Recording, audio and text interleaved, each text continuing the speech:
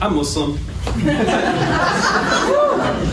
White Muslim, in case you couldn't tell. I converted to Islam when I was 17 years old. And I know when you hear the word Islam, the first thing you think is comedy.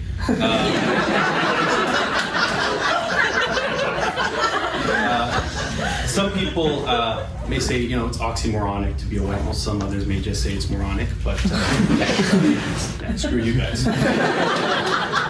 A lot of people assume that because I converted to Islam, I must naturally be more practicing than those who were born into the faith because I chose this way of life. But the reality is that it's a little bit easier to be a white Muslim, I think at least, because I can choose when I get discriminated against.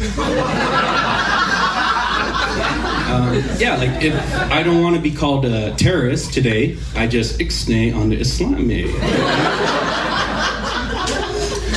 And likewise, if I'm feeling especially woke, I run around telling everybody I'm a vegan.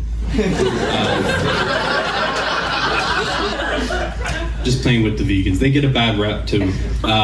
There's actually this documentary that came out recently called Game Changers.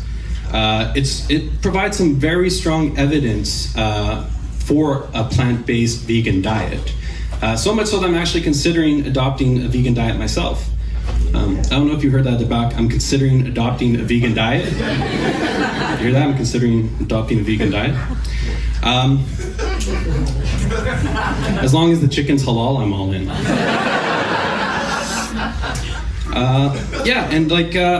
As a white guy, I have white privilege. I'm aware of that fact. As a Muslim, though, I also have Muslim privilege, which is only really applicable in the airport. If you know, you know. If you don't know, just to summarize it, it basically consists of all the security knowing you on a first name basis. You get a free full body massage, and you get a full tour of the airport. They even show you the back room where they keep all the immigrants.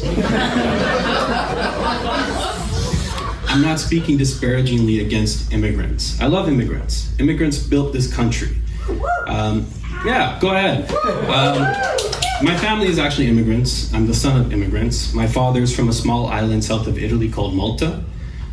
No rules. I'm used to that. My mother is from a small island east of Canada called Newfoundland. But back to white privilege. The thing about it is you don't really know what it is until it's gone. And I sort of wish that somebody would have warned me. Now I know why all the Muslim brothers were smiling so big when I converted, because they're like, we got one!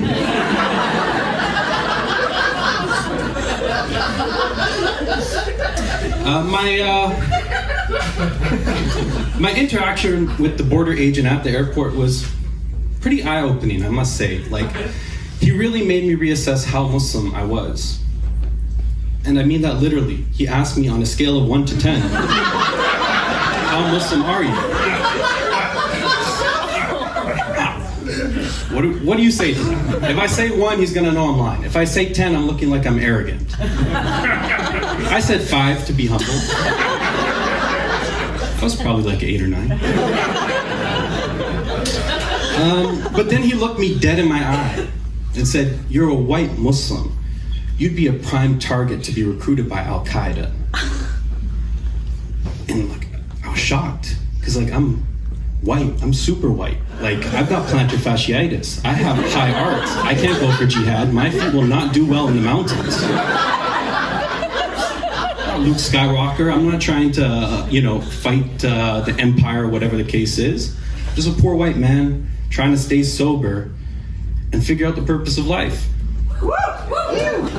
Sure, go ahead. There were some Caucasians who converted and went all jihadi Joe.